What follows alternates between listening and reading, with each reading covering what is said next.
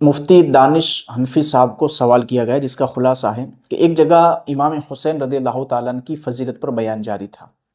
آپ کے فضائل بیان کیے جا رہے تھے، وہاں پر ایک واقعہ بیان کیا گیا کہ ایک فرشتہ آسمان سے زمین کی طرف دیکھ رہا تھا تو اتنے میں اس نے ایک شخص کو دیکھا کہ جس کے ہاتھ پاؤں نہیں ہے یا وہ معذور ہے، اور وہ شخص اللہ کا شکر ادا کر رہا ہے کہ اللہ تیرا شکر ہے۔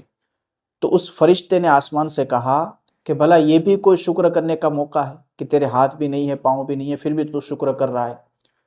تو اللہ پاک نے اس فرشتے پر عذاب نازل کیا، اس پر عتاب کیا اور اس کو زمین پر پھینک دیا، اس کے پر جل گئے۔ اب دوسرے فرشتے جب امام حسین رضی اللہ تعالیٰ عنہ کی ولادت کی مبارکباد دینے کے لیے پیارے آقا صلی اللہ علیہ وسلم کی بارگاہ میں پیش ہوئے تو یہ فرشتہ بھی ان کے ساتھ حاضر خدمت ہوا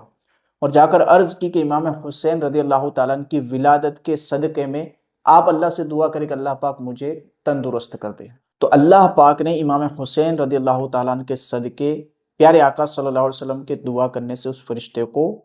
شفا دے دی، وہ پہلے کی طرح تندرست ہو گیا، اس کے پر صحیح ہو گئے۔ تو کیا یہ واقعہ صحیح ہے؟ تو اس کے جواب میں مفتی دانش حنفی صاحب فرماتے جس کا خلاصہ ہے کہ یہ واقعہ بڑا مشہور ہے